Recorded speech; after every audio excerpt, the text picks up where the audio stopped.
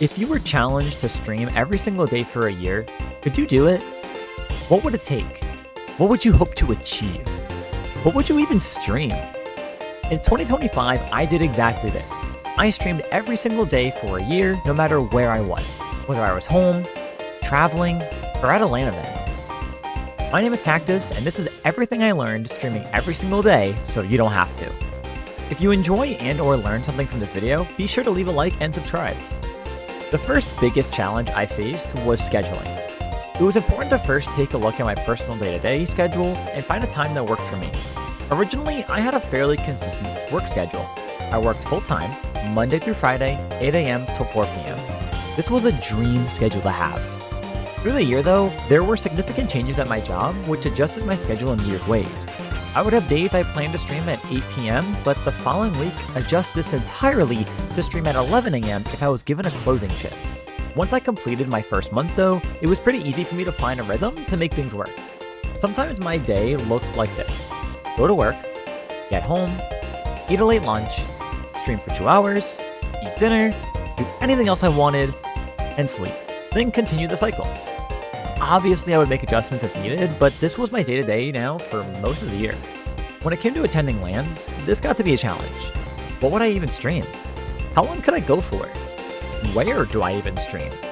After consideration for a while, I found that I could stream from my phone as long as it was consistently connected to a power bank. Once I was able to find a spot for good connection, I decided streaming no more or less than 30 minutes. I would walk around the venue, talk to friends or staff, and share the LAN experience. If I was feeling really crazy, I would set up my phone to look like a face cam while playing my matches. It was pretty cool. One time I attended a concert and I had no idea when or what I would stream. So what I did was get inside, find a good spot that had an open area, and I would stream just talking about what I hoped for the concert, my experience getting there, and then end the stream. Days I would travel for LANs like flight days, I would stream either at the airport or I would stream once I got back to my hotel, which is what I did when I attended the Pokemon World Championship. I never gave up trying to find a solution. One time I drove to Anarchy Nova, a local Splatoon LAN in Virginia, and had to stream in the back of my car from a parking lot because it was the best connection I could find. Something I noticed becoming quite common was my days blending together and overall just feeling kind of bland. My day was the same and very packed of constantly doing something at all times. I began to slowly feel fatigue through the summer months, especially when the temperature would be uncomfortably warm. I would sometimes stream with a few friends, or stream tournament runs, but it was hard for me to hang out with friends of mine because I didn't want to intrude on their privacy by streaming on a casual voice call night.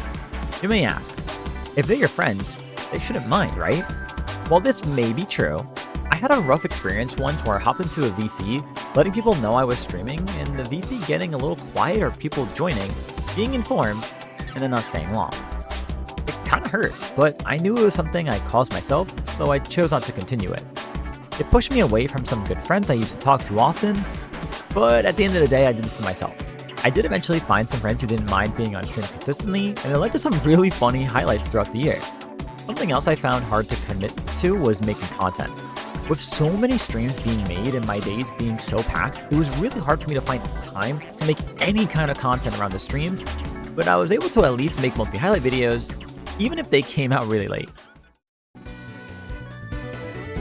Once we got to the end of the year, I wanted to go out with a bang, so I attempted to do fun streams for the month of December. Pokemon card openings, fun game nights, I even held an 8-hour stream.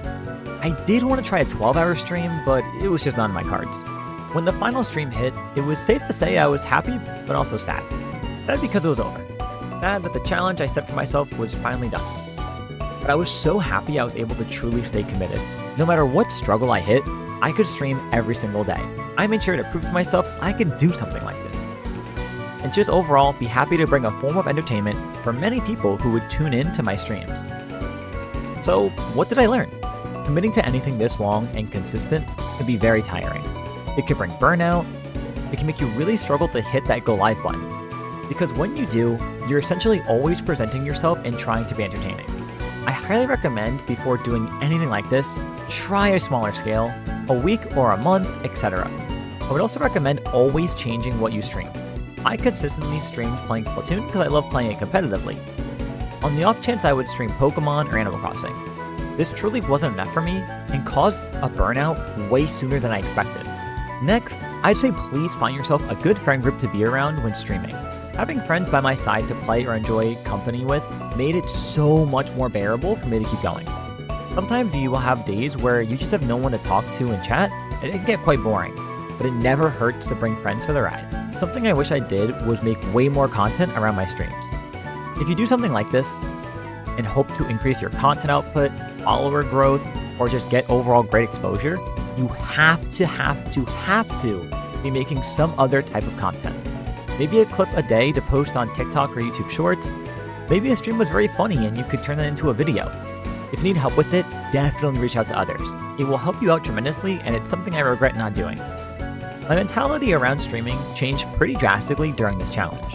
I learned that there's different reasons people want to stream, and that if you hope to achieve more than just a few chatters, you need to commit to a lot more in and out of streams. You need to push more external content, bring more life into your streams, have variety, and as always, be yourself. No one likes a streamer who fakes interactions with their chat.